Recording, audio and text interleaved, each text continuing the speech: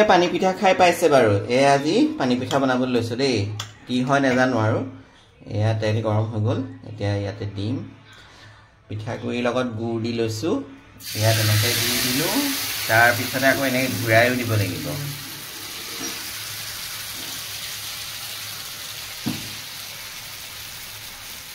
এই বনাবলৈ চেষ্টাহে কৰিছো কেনেকুৱা হৈছে আৰু নাজানো কি হ'বগে ৰূপটো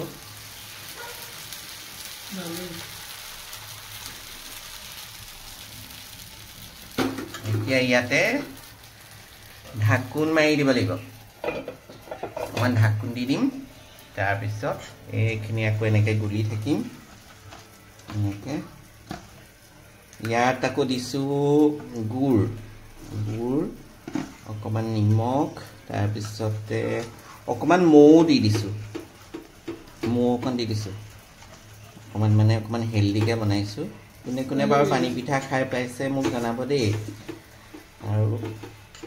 এতিয়া হৈ গ'ল ঢাকুন দিয়া এতিয়া মই ঢাকুনখন উদঙাই দিম এনেকৈ তেল দিওঁ এতিয়া আকৌ এইটো এক কুলটি দিব লাগিব এনেকৈ দি দিম সেইটো ভাল হৈছেনে বাৰু এতিয়া আকৌ এনেকৈ দিলোঁ অমলেটৰ নিচিনা বা পাতি চেপ্তা নিচিনাও কৰিব পাৰি এইটো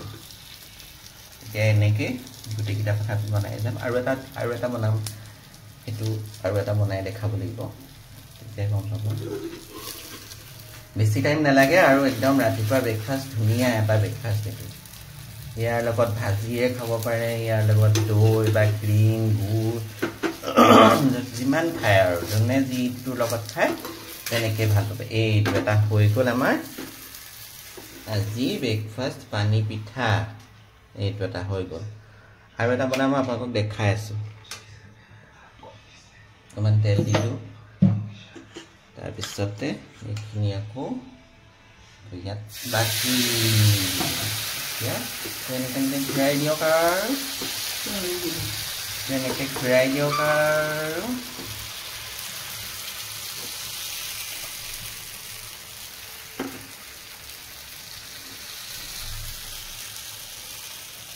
হৈ গ'ল আৰু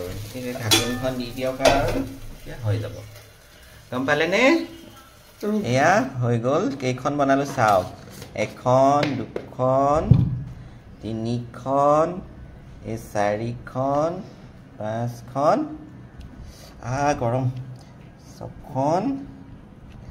সাত আঠখন বনালোঁ